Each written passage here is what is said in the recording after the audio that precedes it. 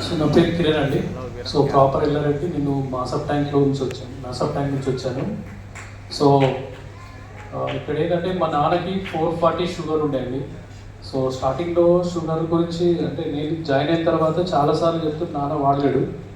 So ఒక result మా టీంలో వచ్చి చూపిస్తే సరే నేను కూడా వాడతా అని స్టార్ట్ చేసిండు అనమాట.